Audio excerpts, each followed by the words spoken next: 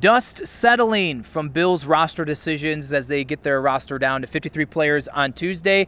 Bills general manager Brandon Beane speaking to kind of give us some insight as to why he made certain decisions, as well as us getting another look on the practice field for the first time in, I'd say, about a week here now, of the new team, and a lot of encouraging things that I was not anticipating on the injury front. By my gaze around the entire practice field, there's 2 of them out here in Orchard Park, every single guy that's been listed on the injury report leading into this point was participating in some capacity. That includes Mitch Trubisky. That includes Marquez Valdez-Scantling, Curtis Samuel, Quentin Morris was out there in a non-contact jersey. The safeties were all back there as well. Really encouraging signs here to make you think, hey, maybe it just that surface level stuff saying this is why the Bills maybe did or did not make some moves on roster cut day. Even at linebacker, a guy like Balin Spector, who's been injured, out there practicing on the field. So a lot of the talk during training camp and preseason, and even Brandon Beane alluding to this about some of the roster decisions have been impacted by injuries, right?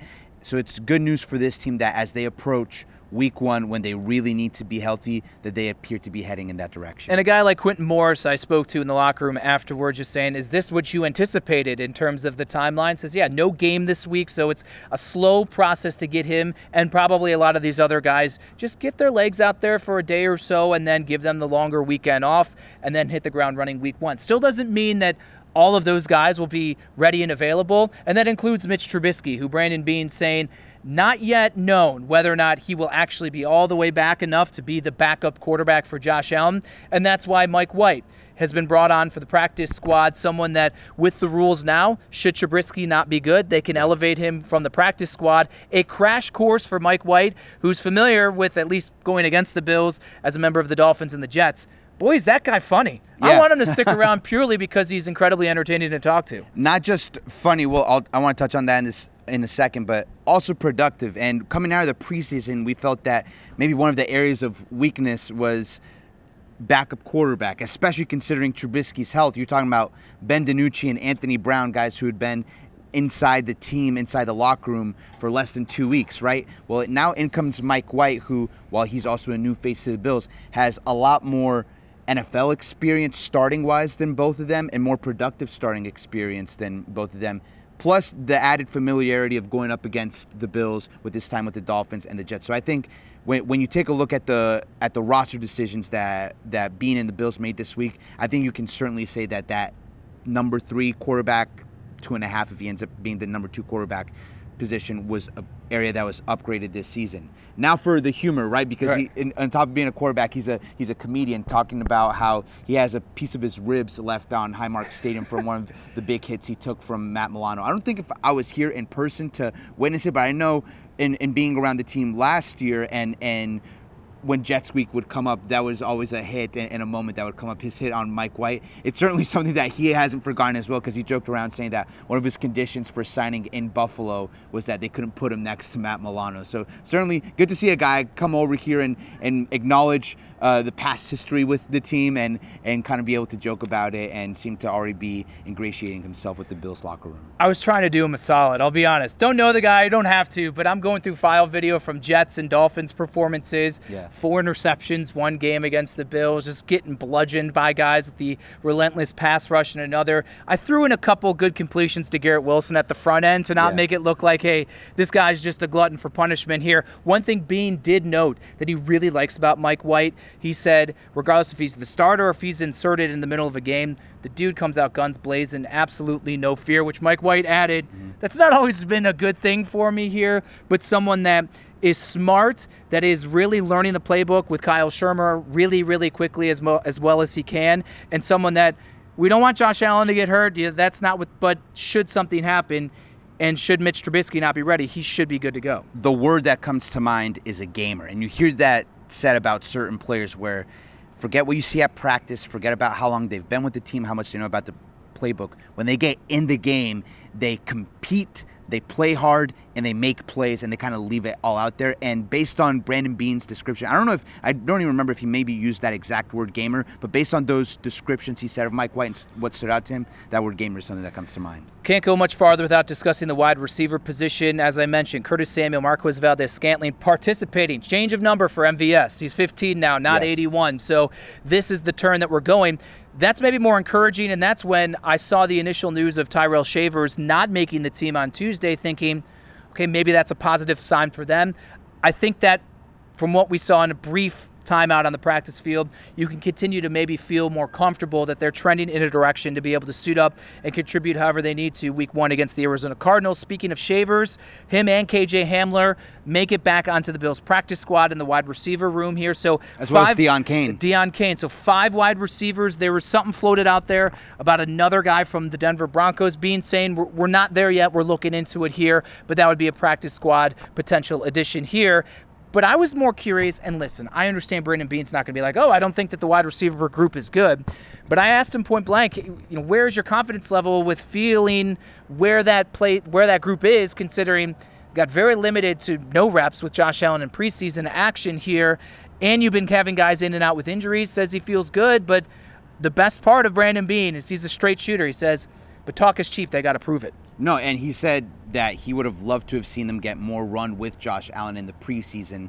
And like you said, I don't think he's going to go up there and say, I don't feel confident about this group, because obviously he's the one making the decision. So by the time roster cuts are finalized and he's got that 53-man roster, if he didn't feel confident about a certain group, he would have gone out and made a move. There were plenty of guys out there on the waiver wire able to be picked up. A guy like Noah Brown released from the Texans. We saw a guy like Jahan Dotson traded for pennies within the division, right? So there were guys out there able to be acquired by Brandon Beane if he felt like he needed to go out there and address the position, either because he didn't feel like he had the talent in the room, or if he was concerned about the injuries with guys like Curtis Samuel and Marquez Valdez-Scantling. So I think sometimes when you listen to a guy like Beane talk, even McDermott, sometimes you have to kind of read between the lines, and sometimes their actions speak louder than, or reinforce maybe even what they're saying. And I think this is a situation where we listen to what he hears in the press conference, but then you go out there on the field, you see the players that are actually out there on the field, and you see all 5 wide receivers on the 53-man roster practicing. I think that says more than it needs to about that position. Don't want to go any farther without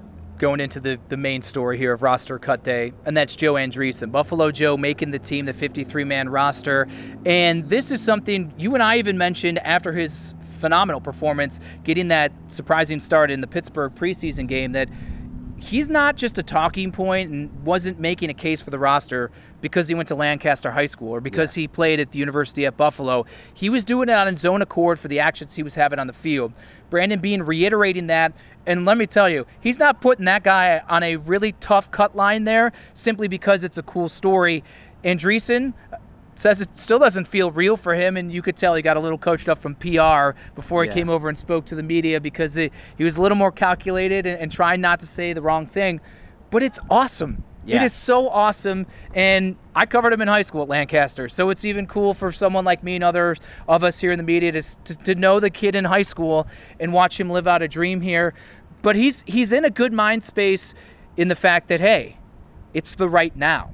He still has now the work to do to stick around. Right, and it was cool because despite the coaching, there's still sort of that raw emotion that comes out just with him being a Buffalo native, a Buffalo Bills fan growing up. He said most recently his famous player was Matt Milano, and I think there's a picture out there of him at a game in a Matt Milano jersey, but then he kind of smiles like, oh, he's my teammate now, so it's a little bit weird. But it's not weird because he grew up a Bills fan, right? So that's what makes the story cool, and embracing the Buffalo Joe mantra, and he talks about how he can kind of see what it means to the community, right? Because it's been a while since the Bills had a player do something impactful on the field that is from Buffalo, grew up in the area, knows what it means to grow up as a Bills fan. So I think that's why a lot of people have been able to gravitate towards the story. But the story doesn't hold weight if he's not producing on the field, right? If he was just out there in the preseason, kind of not getting run until the fourth quarter, not doing a whole lot, and just makes his way onto the practice squad or gets waived and then, playing in spring football league sometime next year or whatever, doesn't carry as much weight as him making the initial 53-man roster. And like you said, he wouldn't be on this roster if the Bills didn't feel like he would be able to contribute. And I view him within that whole room of the linebackers, though, as the main backup to Terrell Bernard, right? Because Terrell Bernard is the one calling the defense, relaying the defensive signals, the one with the green dot. Based on what we've seen out of this preseason, if Terrell Bernard goes down, which no one wants to see, but you have to talk about these things when you're constructing a roster. If he goes down, who's the main backup based off of what we've seen? It's Joe Andreessen, and in those preseason games, he showed an ability to handle those responsibilities kind of mentally while also being able to physically go out there and make plays. So again, a great story. He still has a lot of work ahead of him left, but going into week one, it's all about sort of benchmarks, right? In order to be able to play in week one, you got to be on the 53-man roster. And Brandon Beane, I think, said it. He's sort of a guy who's checked all the boxes along the way. Rookie minicamp, impress. Training camp, impress. Preseason, impress. Well, now he's on the 53-man roster, and he's going to get his chance to make a mark now in the regular season. Going back to the Pittsburgh game in particular, Brandon Beane noting that one of the questions about Andreessen coming out of college was his ability to make plays in space. Maybe that's a size, maybe that's an athletic, whatever it may be. That game certainly showed it. When you can make open field tackles against Justin Fields and Jalen Warren of the Steelers, that shows that you can do that. And Sean McDermott also said something about how we measure 40 times, we measure verticals, all that stuff. But the players they're putting out on the field are not track and field athletes. They're football players, and they have to be football players. And he said, used these words to talk about Joe Andreessen. He's a football player. So when you get that sort of praise as a rookie from Sean McDermott, I think it speaks a lot. Pretty cool. 3 University at Buffalo players on the Buffalo Bills initial 53-man roster. Joe Andreessen, Jamarcus Ingram, who's another great story here, and Cam Lewis. And their paths all kind of seem the same way. Undrafted guys who get their opportunities and stick around. Joe actually making it on the 53 from the jump here. Cam and Jamarcus had to work their way up from the practice squad. Let's go over to the safety position, because we mentioned encouraging signs on the health front with all of that. Mike Edwards out there. Cole Bishop still in a non-contact jersey. Damar Hamlin out there, obviously. Cam Lewis kind of in that mix. Taylor Rapp obviously is going to be a starter there. I'm actually really curious, once we get back out here in a week, to see how the reps are divvied up, see where everyone is, because Damar Hamlin, to me, remains the front runner to start against the Arizona Cardinals, because even if Mike Edwards is now healthy, that guy hasn't been out there at all. And Damar's been in the system defensively. He can make the calls. He's been working next to Taylor Rapp throughout all of the past few months here.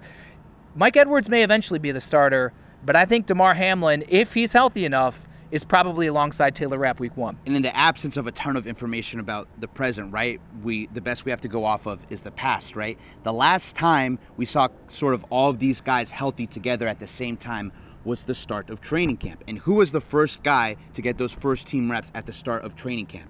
It was Damar Hamlin. You know, Mike Edwards was healthy. Cole Bishop was healthy and coming in as a second-round draft pick, right?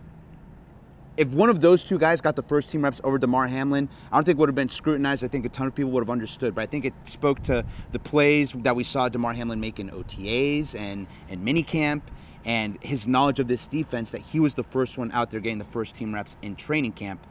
Since then, just none of the three have been healthy at the same time. So almost how we talk about how it's difficult to evaluate the wide receivers and how they played with Josh, it's difficult to evaluate sort of in the race for that second starting safety spot where all three stack up, because they've never been racing almost at the same time. So again, just based off of that factoid from training camp, I'm with you. I think Damar Hamlin would be the favorite to be the starter going into week one against Arizona.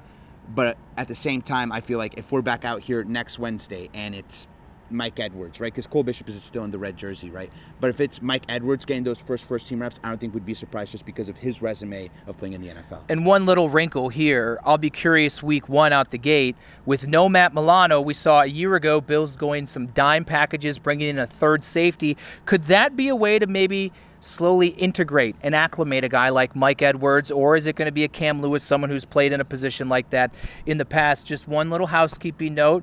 Always got to ask Brandon Beane about Micah Hyde every single time. Says, haven't communicated recently. Door remains open here. So I think a room, though, with 4, and if you want to include Cam Lewis, 5 safeties, unless the injury bug really hits that room once again, just doesn't really seem like there's going to be a spot for Micah Hyde. I would like to stay at the defensive back position here, because Daquan Hardy was one of the more surprising cuts on Tuesday. Looked like, hey, It's not going to be KJ Hamler. Darrington Evans gets hurt. Who in the world is going to be this team's return man? Andy Isabella got cut.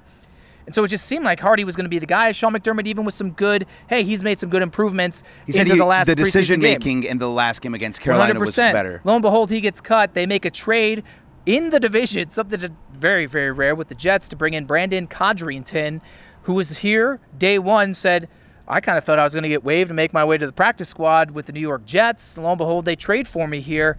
If you saw any of his highlights from the preseason and the return game, this dude is a stud. He's got some juice, and I think I read Ryan Talbot put out there 15 broken tackles on all of these returns. This guy really brings it here, and he looks at it as something, hey, I led my state in high school in kick return stuff, and it's something that I just have a knack for. He looks at the new kickoff rules as if maybe more of an extension as a punt return. The dude has the juice. I'm excited to see him in game action. And he talked about his kind of what he did in high school. If you look at his collegiate stats too, especially his last year at NC Central, I think a handful or something like that of big-time returns. Like, it's that college pedigree, especially as a return guy, that translates to the NFL. And the best part for the Bills, right, probably the thing that made them go out and acquire him was what they saw him do in the preseason. I think a few of those big-time returns were against the Panthers, so it almost makes you wonder, hey, if they're not studying too hard for the Panthers in the final preseason game, but they're going to turn on some tape and see what they've done. Watching them go against the Jets, you wonder if he was just a guy that stuck out, and then they're thinking, hey, this is a guy that we can come in and bolster our return game. The best part is that you felt like with what Daquan Hardy had done, maybe he was a guy that if they cut him, a team out there also in a situation where they needed a return man, maybe they go out and sign him to their 53-man roster. That doesn't happen. The Bills are able to bring him back onto the practice squad. Brandon Beane says they still like him. He just wasn't up to speed to where they needed him to be for week one. But now on the practice squad, they can take their time working with him, both in the return game and defensively, because they like things about him at both of those positions. And Codrington also spoke about how, yes, he has these abilities as a return man, but he's also focused on improving as a defender as well, because outside of being a return man, he is a defensive back. They're kind of the same player. I'm going to be completely honest with you. Yeah. They're 5'9", $180 or so, undersized corners who are better suited in the slot, the backup nickel position, who were really brought into the league for their return abilities. They're able to do both right now. Have one on the 53, have one on the practice squad, and just kind of let it play out however that may be. But I don't know if on the main roster there's room for both of them at any point now or in the future here. So now we kind of take a little break. Yeah. We're looking forward to it. I certainly am, before we hit the ground running here. And it's just it'll be an interesting time to, again, see how guys get healthy. When we return in a week, next Wednesday is when I'm assuming the Bills will really start getting revving and roaring for the Arizona Cardinals. You've been around for all of it, OTAs, minicamp, anything, as we kind of turn the page from the offseason and look ahead to the regular season. How do you feel about this team, and has it changed at all from maybe where you did beginning of May after the draft? I'm going to be completely honest. My opinion of this team hasn't changed through all of this. There hasn't been someone break out in a big way where I say, oh, this guy's going to be a game changer. Maybe the guy closest to that would be Greg Rousseau. I feel maybe a little bit better about what he might bring to this defense than how I felt about him maybe in March. But other than that, I don't think they've brought in any game breakers. I think Keon Coleman can have the potential to have a fantastic career. I don't think he's going to be out there lighting up the stat sheet week 1, week 2, or whatever. So in my opinion, this team still has maybe a ceiling of repeating what they did last year, with the likelihood maybe being closer to maybe their 1 or 2 wins less on the schedule this year than what they were last year. They still have a very talented football team in certain spots. You still have Josh Allen, and a quarterback like that is always going to give you a chance to be in every game. And I'm not saying they're not going to win the division, but I think when you kind of try to forecast, which is what we're doing here right now, it's just tough to envision this roster, with even Brandon Beane saying this is a transition year, as being able to go any further than what they did last year, which was the divisional round, losing to the eventual Super Bowl champion Chiefs. For me, it goes way beyond just the wide receiver position. I got to see it from the team. I mean, we know Greg Rousseau, but you need to see that next level. We know Ed Oliver. We know Josh Allen. Well, I'll just throw in there The overrated story, I didn't even want to acknowledge it because it's so idiotic. It just is so stupid. It's 11 people out of 103 when there's almost 2,000 people that play in the National Football League. It's so stupid. Josh Allen is not overrated. If anything, I think you just kind of take for granted how good he is around here simply because he just does the really, really good so easy. That's diverted.